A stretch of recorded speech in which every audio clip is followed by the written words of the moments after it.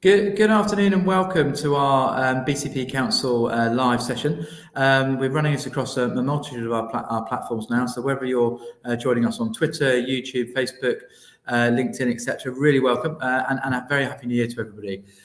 What this session is we've had some really good feedback from our theme session. So when we're extending it out from just a sole leader of a council update, and my name's Drew Mellor, I am the leader of BCP Council, to actually focus on specific topics. So this is one of those sessions. So we've extended it from half an hour to an hour today, and we're really looking forward to getting in and discussing for our local plan.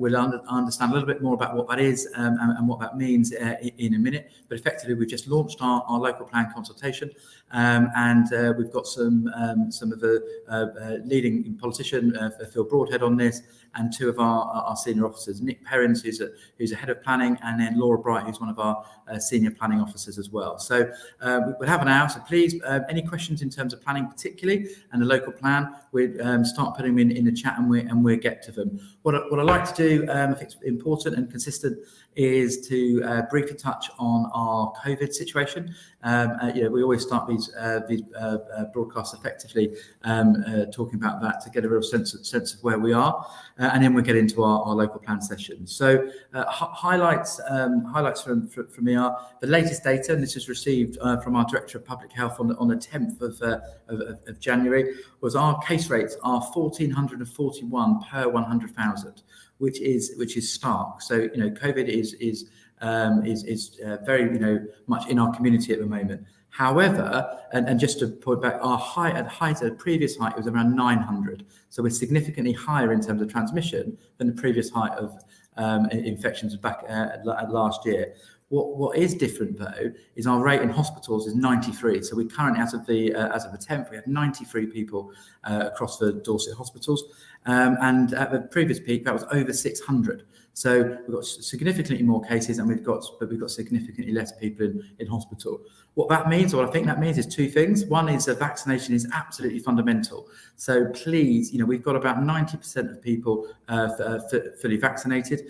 We really, really need, that still means there's 10% of people that haven't even had their first vaccination. So I'd encourage as many members of the public as possible to be champions for the vaccination. It works. We can prove it works. We've only got 93 people in hospital rather than over 600. So that's the first thing I'd really like to emphasise. And the second thing, I think we need to look at the data slightly differently. It's not so much about transmission now, because it's not going into overwhelming NHS in that way. But what we are seeing is, because of that level of transmission, there's real pressure across the system and workplaces around people being absent. So it's still hugely important. We've got a way through this, and it is a vaccination. So please protect yourself, protect others, and encourage other people to get vaccinated. Okay, so what I'd like to move on to now, we've got is our theme session around the local plan consultation.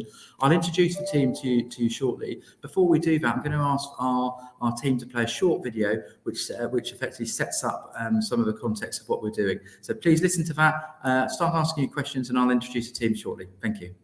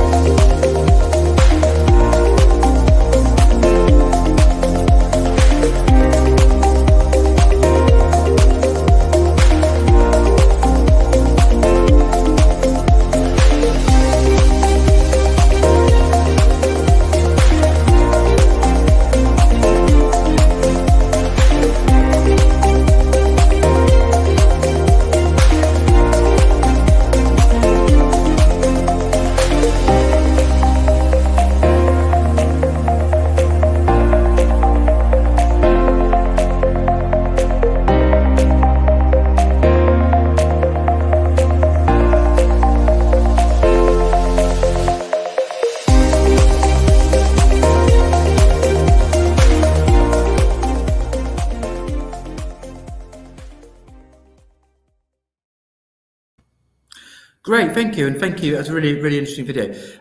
We should set the scene for today. So first of all, what I'm going to do now, I'm going to introduce Councillor Phillip Broadhead. Phil is the Deputy Leader of Council. He's also the portfolio holder responsible for strategic planning. So Phil, can I introduce you, and perhaps you can introduce Nick and Laura. Phil. Yeah, brilliant. Thank you very much, Drew. And thanks to everyone for joining us today, where we've got a whole hour to ask questions around the planning system, and in particular, what the future of planning is going to look like for the whole area. Today, I'm joined by Nick Perrins, who is the Head of Planning at BCP Council, and also Laura Bright, who's one of our Senior Planning Officers, who's been very much leading on the local plan to date. They're here to answer any specific questions you have, but obviously between us, we'll try and get through as many of the questions as we can. I suppose a little bit of an introduction from me of what the local plan is and why it's so important. The local plan is the document that shapes the future of our planning policy, which is really how we want our whole area to work. And we're in the process of creating the new local plan, which we'll be doing towards the end of this year. And that document will cover everything from planning policy for how many homes we want built, and crucially where they are, where we want our key employment zones, our key healthcare zones, our natural environment, what protections do we want to put, conservation areas, how we're protecting our heritage, almost everything to do with the place. So it's a really important document, and that fleshes out how all of that will work until 2038. So it's a very long-term look at how we want the whole of BCP to operate.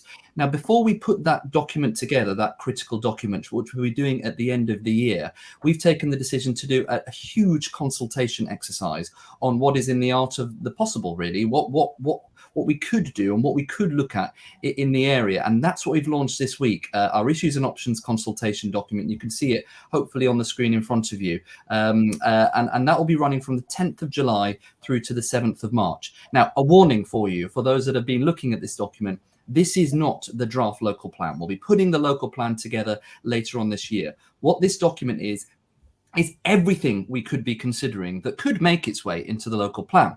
So we have taken the decision that every site that a developer has said that they would like to develop as part of the planning policy into the future, that is in this document. So one of the great things we've got within this document as well is interactive maps. So as you can see on the screen here, you can go to, for instance, to all of the promoted residential sites. We'll zoom straight into the pool, for instance. And what we've done is every single site that is possible to develop, we're consulting on to get public opinion. So a bit of a warning, if you're looking on this and looking at your neighborhood and you see a site on there, that is not because we're intending to develop it as part of the local plan. What we are doing is saying that we want your views on what you would like to see, what you wouldn't like to see, what could go where, and really what is in the art of the possible. So this interactive map, for instance, looking there at Central Pool, looks, for instance, at the former power station site, a lot of the key regeneration sites on Pool Quay, so that we can get public feedback on the types of things that you would like to see there. If we leave this interactive map and maybe look at some of the others as well, the next interactive map we've got down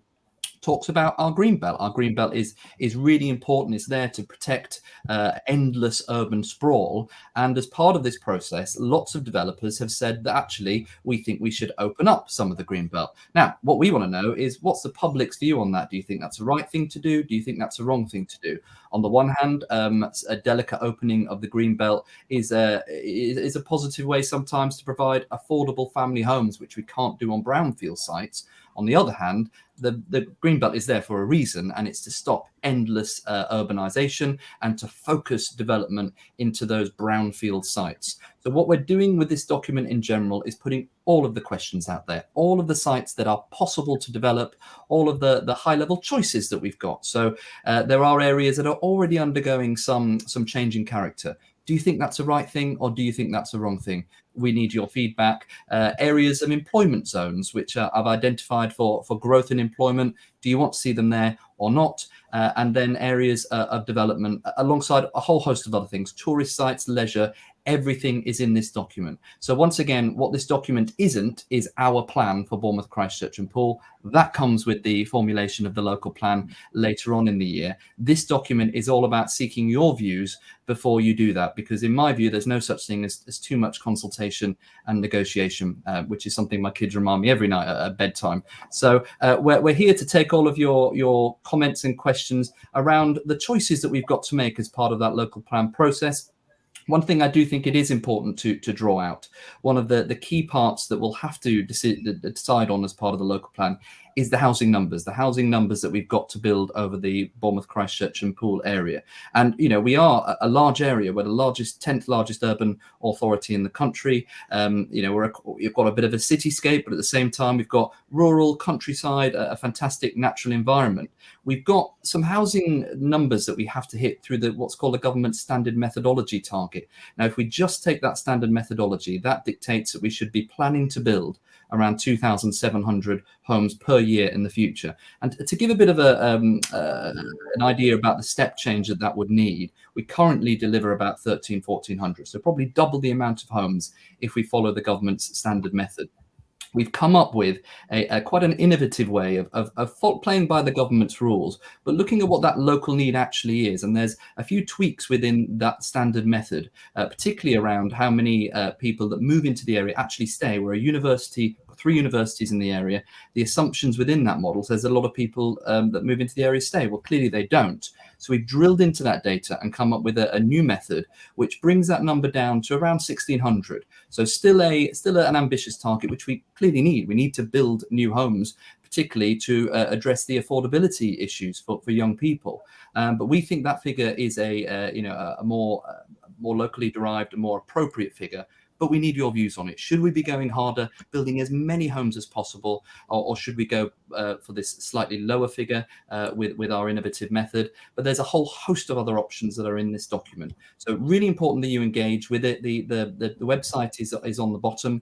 But once again, the local plan comes later on this year, and this document is all around pretty much everything that we could consider, and we need your views on that. So please, throw your questions into the chat bar, whichever social media medium you're following on. And if I can't answer, we've got the true experts here who will be able to give you a little bit more information, whether that's about specific sites or indeed if you've got questions on what the local plan is, what it means, and how you can get involved. Thanks, Drew. Oh, Drew, you're on mute. There we go. Great. Thank you. So effectively, we're getting to the questions now. And just to introduce Nick Perrins, who's our head of planning, and Laura Bright, who's one of our senior planning officers as well. Okay, fantastic. So I believe, actually, Laura, I think you can kick us off at 102 with Andy Wilson, haven't we? Asking a question around bills and M&S sites, the temporary car park opposite the BIC, etc. Laura, perhaps one for you? Absolutely, that's fine. Yes, he has asked about the various sites around Bournemouth Town Centre and what options we have to do with those sites. And you'll see as part of this consultation, those are all sites that are part of the consultation on our interactive map. We know there's a lot of land within Bournemouth Town Centre which has the potential for mixed-use development, new homes, new retail or leisure opportunities. And we really want to hear from people as part of the consultation what these sites should be used for. There's options about how tall we build on some of these sites, what kind of designs we should be looking for through the local plan process. So yes, we acknowledge that there are sites within the town centres. The town centres are an excellent opportunity for regeneration and using those brownfield sites. So yeah, as part of the consultation, we'd love to hear your views about those sites and how they could be used. Fantastic. Okay, thank you very much. And if any of our other panel want to come in at any point on any of the questions, please just do so. What I will say is we're getting a number of questions that aren't specifically around planning. I'll make a note of some, and I'll directly answer them a bit further on. But I'm going to try and select mostly the questions in around planning today. We will try and get answers to you in the chat bar. We just might not do it live. Okay, we've got a question from Michael Connolly at 104 today. Thank you very much, Nick. I think that's probably I won't read the whole thing out, but it's probably something you might want to come in on, Nick. Yeah. Thanks very much. Thanks for the question, Michael Connolly. Very important question about conservation areas. In essence, the policy at the moment, which follows national policy, is to protect and enhance conservation areas. So that's very much the approach we take in planning, and that's written in current policies going forward in the local plan. In this context, we want to hear views actually about what we do about conservation areas and how they should be managed. They're very important to the area, they're a very key part of the fabric, and we also need to have a very clear policy of how we protect and manage them. But yeah, in answer to the question, it's very much a case of protecting and enhancing, but views welcome in the local plan process for how that may evolve going forward. Great, thanks, Nick. Well, I'll go next to a question from Harriet Stewart-Jones, which says food is a fundamental requirement for human life, and yet the growing of food is mentioned just once in the issues and options document. Who would like to come in on that? Nick, probably with you again. Yeah, I'm happy to start. And again, it's a really important question and absolutely topical for local plan. The local plan consultation document, it does reference the importance of food growing and making sure the land use and the BCP area supports it. And we're open to ideas really for how that is best done in terms of how we use allotments, market gardens and so forth within the BCP area. So it is very much a land use question. It is highlighted in the plan, and we would very much welcome views on how people see that evolving. Yeah, fantastic. Okay, so what I'll do now, I'll just answer a couple of quick questions on sort of more general issues, and then I'm sure we'll go back to the team who will pick out some questions that they specifically want to answer. We've got a question. We've actually got two questions from Jenny Smith. One at 1 p.m. 1:05. I'll spend more time on the second one. I just do have to point out in terms of the question at 1 p.m. Around dogs. Why is BCP Council so against dogs? Point of clarification, a member of BCP Council, i.e. one independent member, raised at a climate meeting that they thought that we should look to have smaller dogs so we have less emissions or smaller pets. But absolutely categorically is not the anything that's come from the rest of the council base. That's a Poole People Party councillor, Poole Town Centre councillor who has made that opinion. So just to be clear, that's nothing to do with the rest of the council. Jenny, you also more I think I think a really valid question at 1:05 asked around the town centre situation, effectively the cleanliness as the parking fees. So we're really actively looking at ways we can support parking. We had reduced parking over the Christmas period, so we're keen on that. We're working with the bids continually. We're going to review that and maybe even extend that into next year. You'll have seen often us talk about our Cleaner, Greener, Safer campaign. We've got our budget that goes live next Friday, and in that budget we have we're asking for a significant investment extra in cleanliness. So we're really passionately going to improve these areas, and we believe we can and we should. So Jenny, thank you very much for both of those questions, and hope that's helpful. Okay, back to the main topic. We're going to go for Emma Fairthorne. Got a question there, so perhaps we can have a look at that. 109, and Phil, probably one for you. Yeah, a question from Emma. Why is development such a priority when there are so many existing buildings empty, and we should be using regeneration to encourage new businesses to occupy empty properties and landlords? Emma, thank you for the question. Completely agree. We've always got to balance the real need to build new homes, and part of that is because we have to. We should do it. We've clearly got almost an affordability crisis in this area. It's incredibly hard, particularly for young people, to get on the ladder because there simply aren't enough new homes and the population is growing. So that means we've got to build new homes, and we've got to build them somewhere. Clearly, the best way to do that is to focus on the brownfield sites, and that's what largely we've been proposing. However, what we're trying to do with the local plan as well is have a conversation with the public to make sure that that's the right way to go.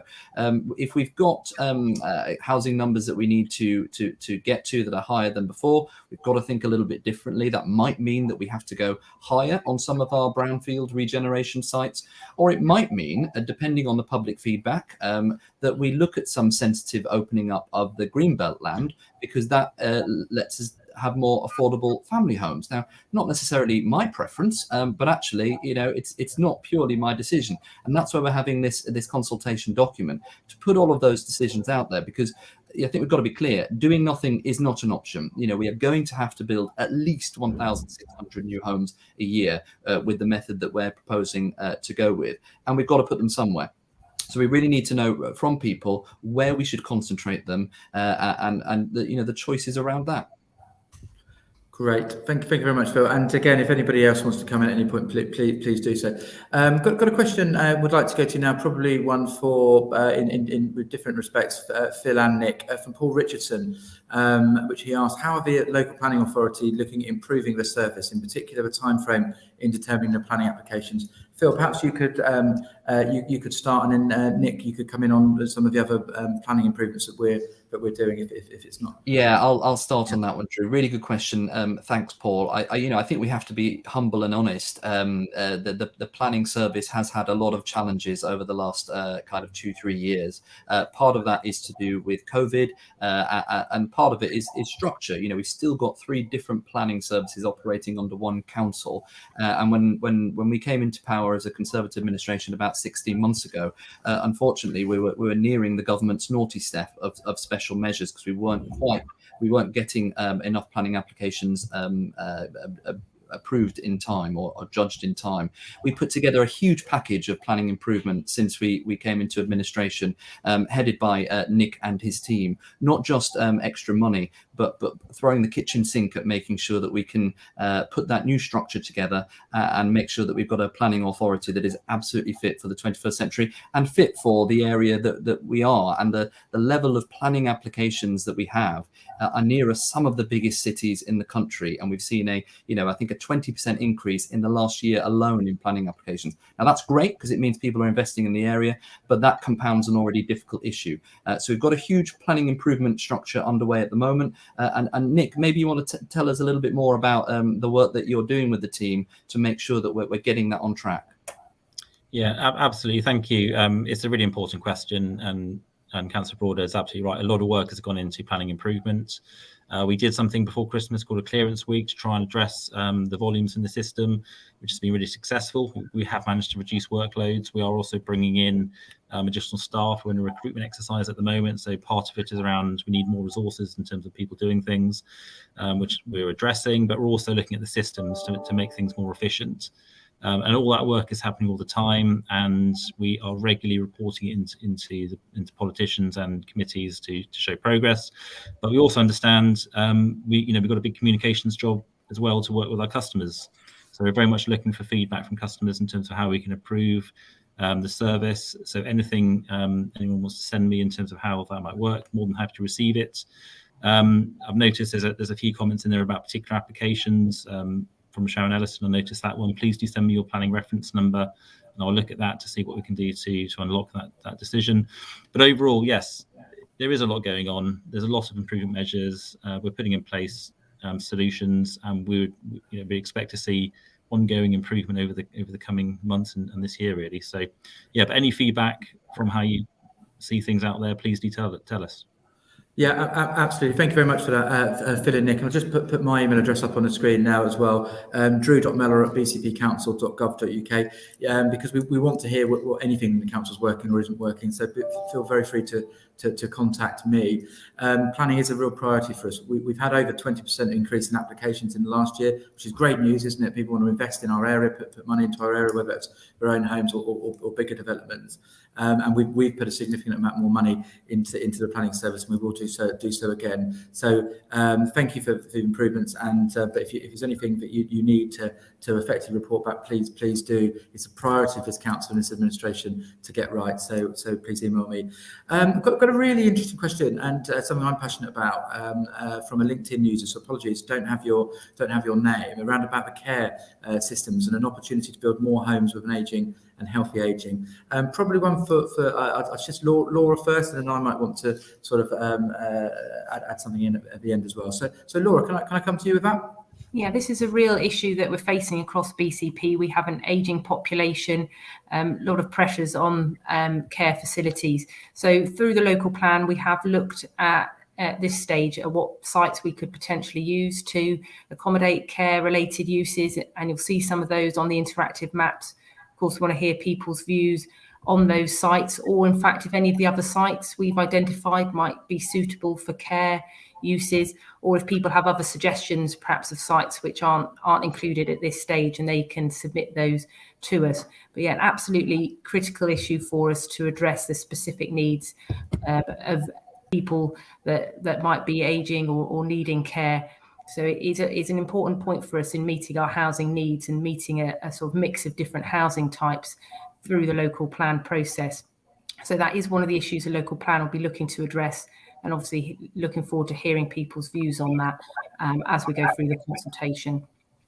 Yeah, great. And from a wider BCP administration perspective, I think this shows, doesn't it, how important these documents are, because we've got an absolute passion for what's called extra care housing, how we can create parts of the conurbation are ideally suited to communities. So rather than people going into sort of residential care homes, they can actually go for a mix of tenure in relatively close proximity. But when it's in one place, so when we can actually provide services around them, they're well-enabled, digitally enabled places as well, which means people can stay in their own houses for longer, they're better lives. It costs the council taxpayer less, so if you're getting better outcomes and less cost, that's fundamental. We've got a massive need, as Laura was pointing out, to provide those spaces, and we're looking really, really proactively at seeing how we can firstly catch up and then start sort of leading the country in terms of some of that extra care provision, which we're really passionate about. And our Future Places team are doing work, not just in terms of individual sites, but actually working at how we can start embedding the whole extra care concept in all of our developments. So it's a fundamental part of the local plan. Got another LinkedIn user, so again, apologies if it might be the same person, but if I don't have it, it doesn't say your name. We've questions. Have you had any discussion with Dorset Council about the level of housing need that they might need to accommodate? Nick, probably one for you to kick off on. Yeah, very happy to. The answer is yes. We are talking to Dorset Council on strategic planning issues all the time. As part of the local plan process, as the two plans evolve together, we have to talk together. It's absolutely sensible, and we are doing that. I mean, one of the issues for BCP, we are still in the process of actually determining what the housing need is. So we're not at the stage of actually finalising it's this number, and therefore, what does that mean in terms of implications for Dorset? But absolutely, we are talking to them very regularly about how the two plans are going to work together ultimately when they're adopted over the next few years. Fantastic. And it's that type of collaboration is really, really important, isn't it? As we move forward for the whole area, much easier to do now with two councils rather than what we had before. So hopefully a real opportunity as BCP and Dorset there. Just having a little look back at some of the questions from the start of the chat. There's a really interesting question from Graham Tuffin, 105, and Phil, that's probably one for you. Right, Phil. Yeah, thank you, Graham. Will we support the Talbot Village Trust allowing a new hospital to be built on the Highmore Farm in Talbot Village? Thanks for the question, Graham. This is an interesting one because this was news to us when it landed as well. We found out about this plan from social media only last week, so it did land a little bit on our doorstep as well. And when I say I mean I'm actually one of your ward councillors, as you will know, along with Drew. That area of land is currently already under planning policy to be able to be developed for things like a digital village, and this is one of the classes that could be in there. But without wanting to predetermine the initial plans that we've seen with that, which have only just landed on our doorstep in the last week. In particular, 4-storey car park seems to be really quite full on, and I have some pretty grave concerns about that development. So we'll be looking at that as and when it comes forward to make sure, well, first of all, does it actually meet planning policy? Is it good for the areas that we want to see? However, we've also got a choice with the local plan document that we'll be talking about and putting together later on in the year around what we think that whole area, what the character should be. The Highmore Land Farm around Talbot Village is currently designated as a kind of a digital village, and we put the question in this issues and options consultation around is that what people want to see it continue as a planning possibility through the future in the new local plan? Or are there other ideas that people may have for it? We've been talking around healthcare provision, extra care villages, all sorts of different things that we could throw into the mix along a whole host of these areas. So, two parts of that question. First of all, what can we do now when we look at what the current planning policy is and to make sure that it's right for the area? But even more crucially, we've now got a huge opportunity with the new local plan that we'll be doing later on in the year to decide through to 2038 exactly what we want to go where. And this document that we've now gone to consultation on is your opportunity to feed into that, to give us that direction so that we know where to go when we put that document together later on in the year. Thanks, Graham. Yeah, great. Okay, thank you for that. Thanks, Phil, and thanks, Graham, for the question. It's certainly something we'll be working with you on going forward. I've got a question at 1:20, a LinkedIn question from Ray Nottage. Is BCP Council that's delaying the old police site development? Nick, probably, is there anything you want to add specific? You could come back specifically on this. I know this is a really important development in Christchurch, so I'm not sure what you can or can't say, but is there an update in and around the old police site development? Yeah, absolutely. What I can say is that planning permission has been granted for the site. It went through the planning process, very carefully looked at. That was granted. That's been issued. So in terms of what BCP Planning Authority are required to do, we've done that. So that is now there. And now it's a case of, well, the developer has the planning permission, has to go through the stage of discharging conditions and preparing for implementation. There's always a lag between the two aspects. So I don't think it is the case BCP are holding it up. It's very much a case of working with the developer to go to the next stage, to get into the delivery stage. And we have discussions sort of fairly regularly about that. But as it stands, permission's granted and it's into the next stage as far as I'm aware. Okay, great. Thank you. Thank you very much there, Nick. Okay, going to go to a question from Victoria Moore at 1:25 today. Asking about modular housing effectively. Phil, do you think that's something you'd like to kick off on? Thank you, Victoria. This is a really interesting question. Modular housing units, quite at the cutting edge of being really flexible and using space really innovatively to solve some of the housing challenges that we have. And as Victoria's pointed out in that question, we're dealing with real issues around people that find themselves homeless, key worker housing, meanwhile housing, assisted living. As part of the local plan process, we've had to do a really deep dive into what our housing need is in the area. So look with external consultants, objectively around where what kind of people need housing the most, be that demographics. We've got an interesting demographic in Bournemouth, Christchurch and Poole. 20% of our population is under 16 and 20% is over 65. So, kind of the far ends. And that brings its own challenges. So a very young population, quite a heavy older population too. So that kind of assisted living, that extra care is something that we're clearly going to have to do more of in the future. Equally, at the other end of the spectrum, key worker housing, particularly affordable housing for young people in those really key industries, is one of our biggest challenges. Now, part of the answer is, as you've said, Victoria, is to look quite creatively at the land we've already got. The leader referenced earlier on, we've set up our own urban regeneration company called Future Places, wholly owned by the council, so that we can, rather than just take sites and develop them, we can take a whole place-based view on how we use all of the sites available to us, for regeneration long term, and make sure that we get that housing mix right in the long term, but also, as you put in there, meanwhile housing. So there's a number of sites that we've got that are in council ownership across the area, and we're exploring how we can use them on that meanwhile basis until the kind of the bigger regeneration plans come to fruition, because having that flexible housing will, I think, be really important about tackling the current need that we've got. So we're doing a huge piece of work on that at the moment.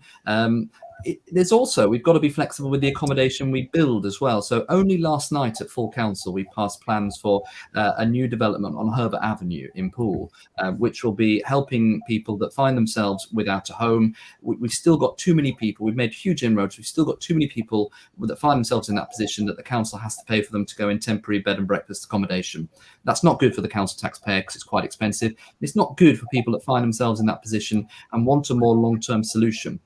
So the development that we passed last night at Herbert Avenue is specifically designed 24 units to help families in particular who find themselves homeless to get back onto the back into a more permanent home. What's really interesting about that development is, first of all, it's super carbon friendly, it's passive house standard, but also the actual interior design of that building is really flexible. So as the needs change for those people, and we have fewer people that are needing housing or more, or indeed if we get to a position where we don't need short-term housing more, we need more long-term housing, we can change that building around and do it differently. I think it's little things like that that are really important when we're planning for the future, for instance, with the council homes, to make sure we're as flexible as possible, as climate friendly as possible. But, once again, back to my plea, that the document that we've introduced only this week, the issues and options consultation for the local plan that we'll be creating, is your opportunity to tell us where you think some of this, where some of these homes should go, and how far we should go as well. So it's really important that you feed into that document too.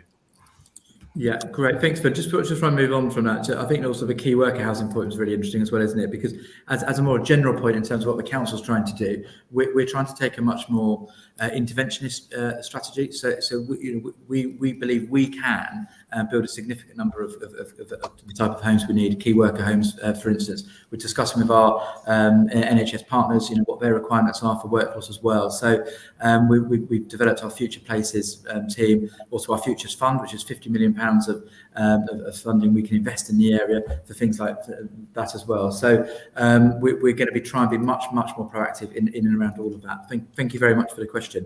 I'll just briefly pause from this to appreciate we've got a number of questions that aren't specifically around the planning piece. So I'll answer a couple now, then I'll go back to the team. First one I'll pick up is probably right back at the beginning actually, about 1 p.m. we had a question around Derby's Lane. So let me just pause on that. So what we're trying to do is a really massive program of active travel, and we've also had some questions later in this around, well, how do we do consultation, and how do we know that our consultation is going to be listened to? So we've got a program of active travel which is it's about £100 million investment across the conurbation. That's money from government and some money from us. Because what we're trying to do is promote a program called Your Travel, Your Choice.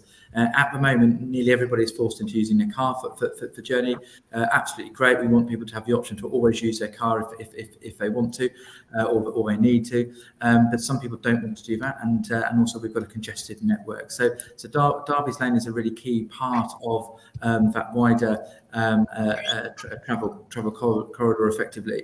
So we've done a lot of consultation on it, and we think it's a really important part of that wider travel network to give people the opportunity to link up some of the main routes that they're travelling on. So that's a program where if we can effectively get 10% of journeys outside of cars, that frees up the road so everybody's using cars, aren't congested, and it gives people who want to get out of their cars the option to do that. So Andrew, thank you very much for the question. That's what we're doing there. In terms of consultation, I think it's really important as well, because as much as we're really keen on this and we're passionate as an administration about active travel, we're absolutely going to do this in a way that listens to our communities. So we just had I guess effectively a call-in decision which came back to our cabinet. Phillip was in my cabinet in the last cycle around Tatnam Road.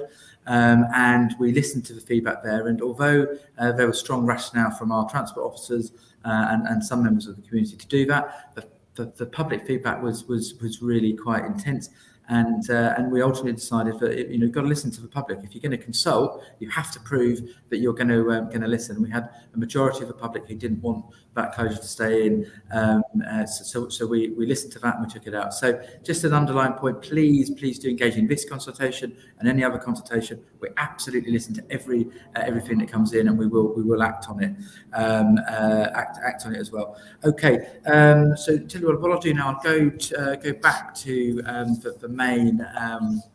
the main discussion.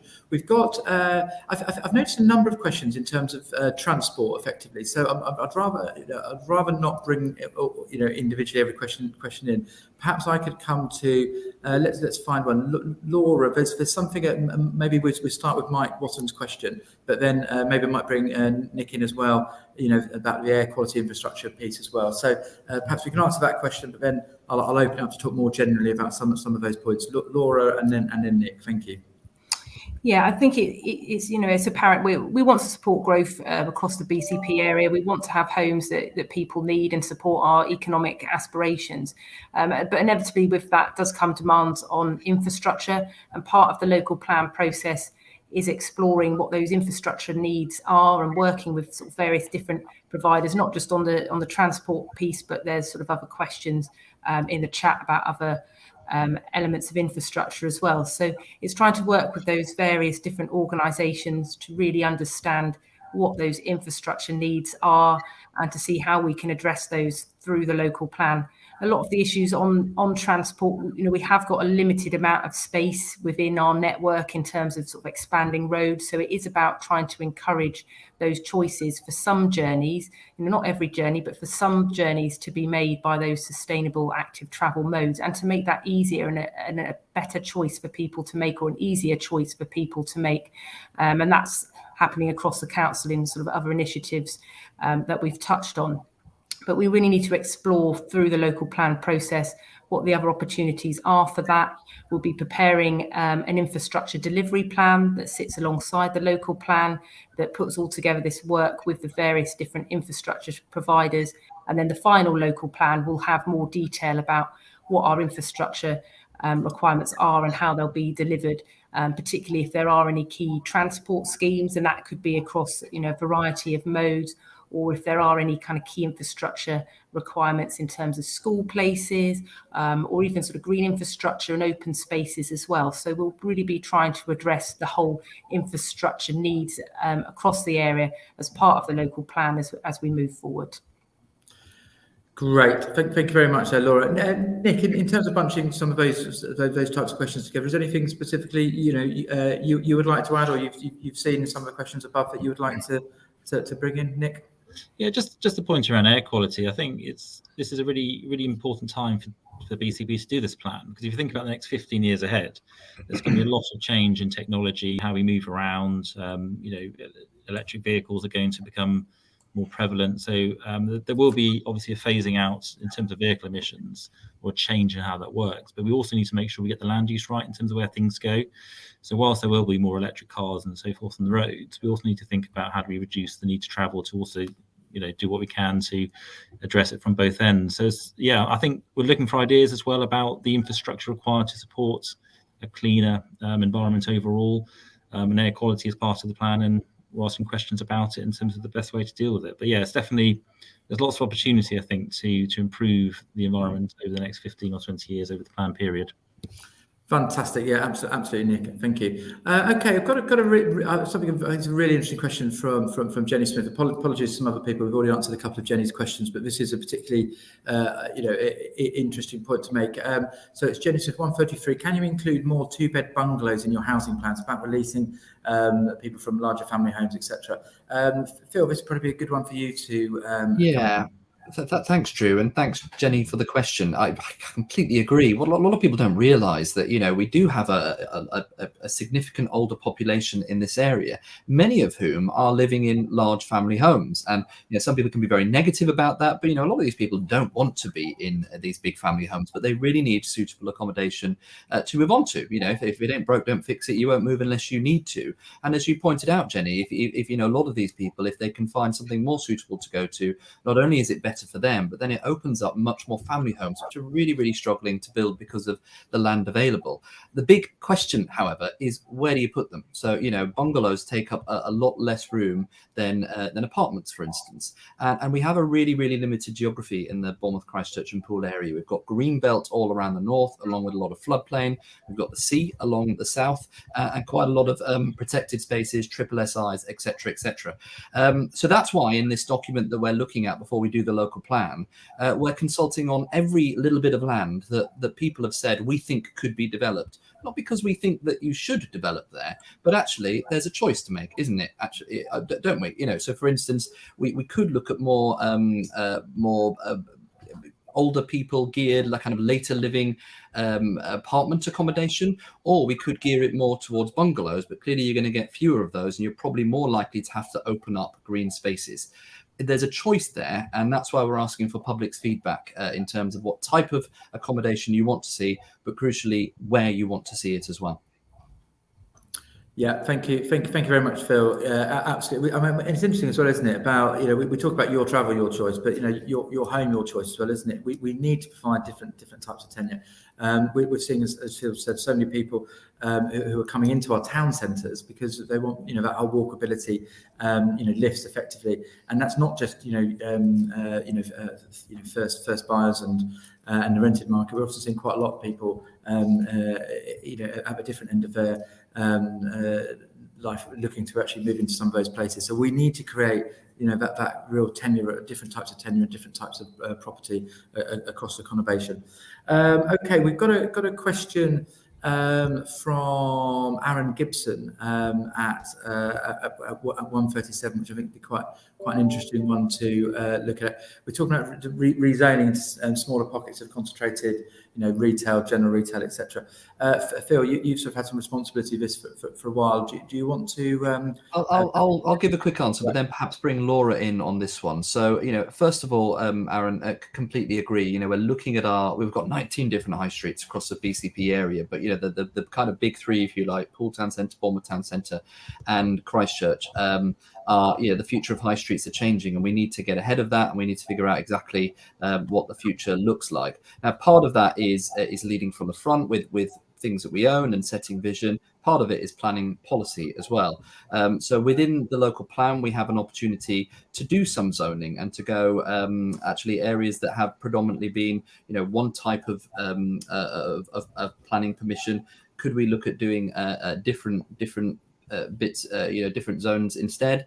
And again, the document that we're consulting on at the moment brings out these different town centres and asks people what they think we should be doing ahead of that, because that local plan, won't become active for another couple of years. We're not resting on our laurels, and we're looking. So take Bournemouth as an example. We've got Westover Road. We're currently doing the design review on Westover Road to make sure that actually we can unlock the potential of that road, because I think it's got huge potential. It used to be the Bond Street of the south. It has seen better days since the cinemas closed, because there's no real reason to go along that road anymore, and yet it's beautiful. It's south facing. Now, what we could look at doing there is extending the public realm there, maybe bring it down to one lane, having much more space to spread out, more of our fresco dining zone, a bit of refurbishment, bring those high level retail back. We have the opportunity to do that by changing the planning system, and also maybe using some of the futures funds that we've created to actually inject some life into that. We'd rather do that sooner rather than wait for the local plan. So we're looking at a number of different areas, not just in Bournemouth, but across all of the different 19 different high streets, about the immediate impacts we can make to try and achieve that. But Laura may wish to say a little bit more on the consultation and how we can feed that through the planning system. Yeah, absolutely. Happy to pick up on that. As you were saying, there's definitely opportunities within certainly Bournemouth and Poole Town Centre to have a look at which areas are currently zoned or designated to be our sort of primary shopping areas or our primary retail areas. And we're really asking people, whether those are still fit for purpose, and whether there's the opportunity now to review those. Perhaps there are places where they could be reduced in size, and the units repurposed for other things. We have got this huge housing need, and potentially there are opportunities to perhaps introduce more residential uses into some areas which have been traditionally retail. We're not saying that is the answer. We're wanting to get people's views on that. In terms of what commercial uses are happening in different areas, again, we have some control of that through the planning process, although there are government rules as well about what uses can go on in different areas and what use classes things. I don't want to get sort of too technical into all of that, but it is set out in the consultation. So yeah, there is an opportunity to really have a look at our town centres and have a look at which areas do we really want to protect for those sort of retail and commercial and cultural uses, which areas we might want to be a bit more flexible about, and perhaps with the changing environments we've had around COVID, our office stock, and if there's sort of opportunities, where do we want to retain our strategic kind of employment uses, or where there might be places that we could better use those buildings for other things. So that's all kind of information that we're sort of putting out there in the consultation. We want to hear people's views back on that. Are our high streets, is it still the right thing to do to have those areas protected for retail uses across their extent. And that might go beyond just looking at the main town centres, and it might also involve looking at some of the sort of more district and local centres. We have got some big high streets in there, so really looking for people's views on those if you want to get involved through the consultation. Yeah, thank you ever so much, Laura. We've got the Have Your Say coming up. Okay, right. So we've just answered. We're going to look through some of the questions, and we've got a question. Actually, Laura, what I've got you 137, Aaron Gibson. Let me just bring that question up. We've actually just done that one. Sorry, apologies. I'm just going back to my notes. Nick Perrins, we're going to come in, Nick, with Sue Mitchen's question. Nick. Yeah, thanks. It's a really important question, and it builds on the infrastructure responses we've gone through already. What we're doing at the moment as part of this plan is we're talking to the infrastructure providers, the hospitals, schools, doctor surgeries, everybody involved in infrastructure. So that's been done as part of this process, so we can understand the wider needs. It's not just about delivering housing needs and things like that. It's also about making sure we deliver successful communities. So there is a big infrastructure piece alongside this. So yeah, we're working with them, and the results of that work will be in the next stage in terms of the infrastructure plan, which will go with the local plan. Yeah, thank you very much, Nick. Okay, and Phil, probably come to you now. We've got a question from Anne-Marie Corby, which I think would be really helpful to answer. So about Cranley Road Park and don't build on it effectively. Phil. Brilliant. Thanks, Anne-Marie. Really happy to answer this question, because I think there's been a little bit of worry circulating around the local community, which is not very far from me, actually, on this one.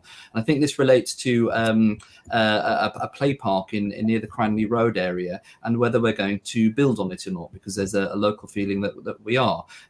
When we talked about the consultation that we've got at the beginning, Drew, I mentioned that what we're trying to do with this consultation is put absolutely everything on the table. So any site that has been promoted to us by developers is on there for your views. Doesn't mean that we're going to build on it or will work its way into the local plan.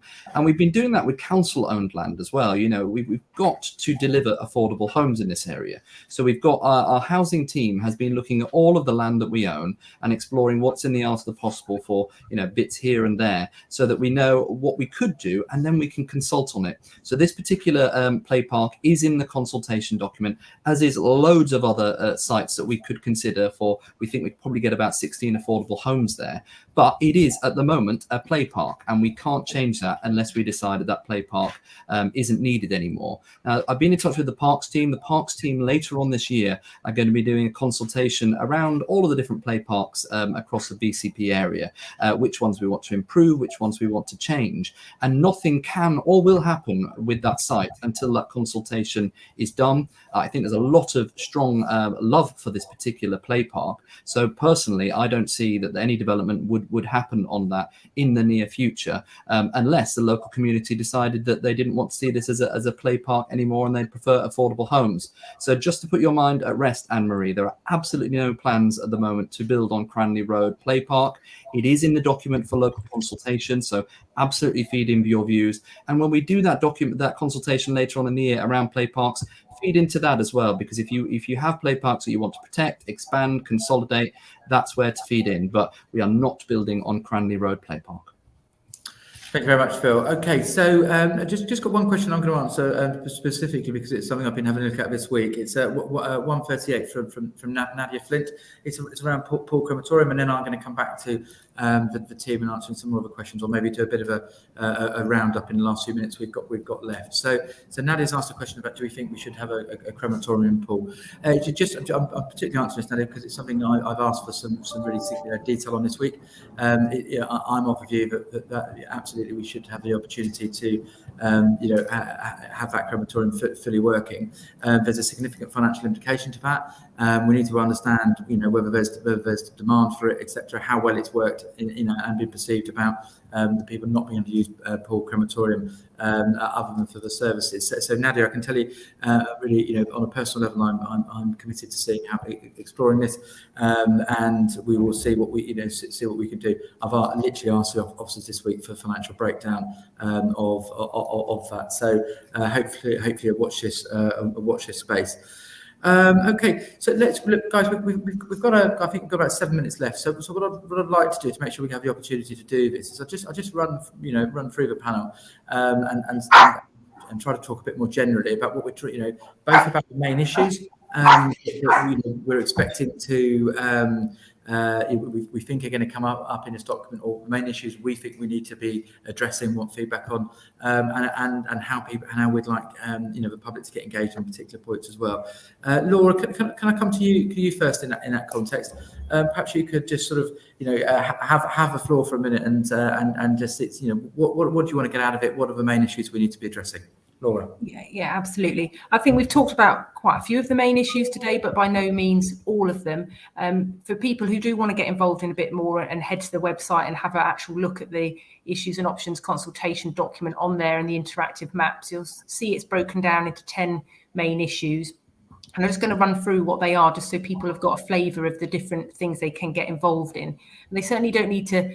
You don't need to read everything. You don't need to read every chapter, fill in the whole survey. There's the options in there to collect the click on the topics that you are interested in, so you can just fill in the bits that you want to talk about. So there's one section, we've touched on this, about regenerating our town centres and what our options are for regenerating our town centres and where we should sort of focus our priorities. So there's things in there for people to answer. There's obviously the bits about homes. We've talked a lot about housing today. So there's some issues in there about, what should we be doing in terms of the number of homes we're building and where should we be building it? And as Councillor Broadhead said, we've put all the sites out there that might be possible to build on. And we really want to hear people's views on that. And there's been quite a few comments about that.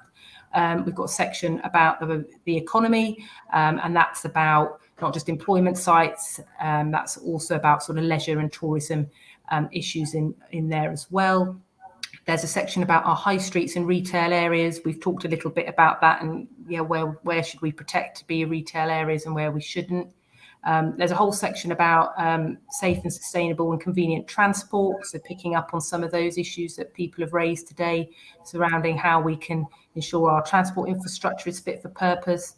There's a whole chapter about the natural environment, which I haven't really talked too much about today, but about our special protected areas. We've got a lot of international designations in terms of our important heathlands and habitats and how we protect and conserve those as we go forward. We've got a section about our built environment, which is about, how could our character evolve? Should there be areas where we try and intensify and might want to change our character and do something a bit different, but equally there are those conservation and heritage areas we might want to preserve and enhance. So there's a whole section asking questions about that.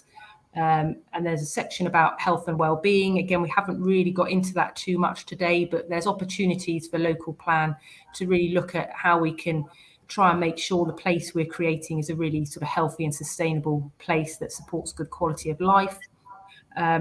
Another topic that's in there is on climate change. That again is hugely important in our context of BCP and of course nationally and globally. And we have got some options for how we might want to tackle climate change issues locally. So that's in the document. And then the last section in there is about providing the infrastructure that supports development and what we can do surrounding infrastructure needs. So all those sections are in there, and people can dip in and out and answer particular questions and give their views on all of those topics as part of the consultation. So would really encourage you to do that. We haven't made any decisions yet on any of this, so that's why it might not feel like there's a lot of detail. It's because we're asking the questions. We want your views at this stage to inform the next stage, and the next stage will be the actual written plan with all the policies in there. So it's a really good time to get your views in, so we can really formulate a really good quality local plan as we move forward. Brilliant. Thank you very much, Laura. Okay, literally got 2 minutes left now, so I'll come to Nick Perrins. Nick, anything else you'd like to say, and then we'll go to Phil Broadhead to close. Nick. Just concur with that. Really good opportunity for the public to get involved. So it's over to the community, really. Tell us what you think about the issues, the options, and anything we've missed and ideas, really. So yeah, open to the 7th of March. Yeah, fantastic. Thank you. Thank you very much, Nick. Thank you very much, Laura. Phil, perhaps closes out on this bit, and then I'll just finish off. Phil. Thank you very much, Drew. Just to underline that, this is a really important document and the whole process. We talked at the beginning around what does the local plan mean. It's not just some dry piece of paper with planning policies. It is us looking to craft the future of how the whole of the BCP area operates. Everything from how we're dealing with climate change, how we're protecting our natural environment, our coastline, our triple SIs, where we want affordable homes to be built, where we want our employment zones to be built. There's a really big choices. We've got amazing opportunities across, the whole Bournemouth, Christchurch and Poole area, a big population. We're doing well, we're growing well, and we're doing, great on some of the national statistics. But now is our opportunity to unlock that. Before we do that, we need your feedback. So this is why this document is really important. As Laura said, the strategy making comes next, but we really need to hear what local opinion is on all of the issues, all of the main issues, before we do that piece of work. One final thing to say as well, we've got the document itself, we've got the interactive maps on things like the sites that are being promoted to us, the green belt, all of those, and you can put different layers over the top. So your real opportunity to drill down in a digital way that we've never been able to do before in your area and what's important to you. We've also, if you're interested, recorded a podcast as well, where we go into a little bit more detail around some of the background behind the choices that we make as well. It's 45 minutes long. So if you are really interested, the site is below to access the podcast. So by all means, give that a listen as well. But it's really, really important that we hear as much feedback from people and businesses, because this is going to be the plan for BCP in the future. Yeah, great. Thank you. Thank you, Phil. Thank you for Nick and Laura as well. Most importantly, thank you. We've had literally hundreds of questions. So we'll try and get back to those we haven't answered. What I'll also say as a general point is we think we've got some great feedback around these sessions. Please give us your ideas of other things you'd like us to dive into and use one of these sessions on. We've got one on the budget coming up, I think, which should be really interesting, really impactful. I'm going to ask the team if they can to play the video back out again, which I thought was a really useful start to it. So this would be all from us. Thank you ever so much. Happy New Year, everybody, and stay safe, get your vaccinations, and look forward to seeing you again soon. But we'll listen to the video again now. Thank you. Bye-bye.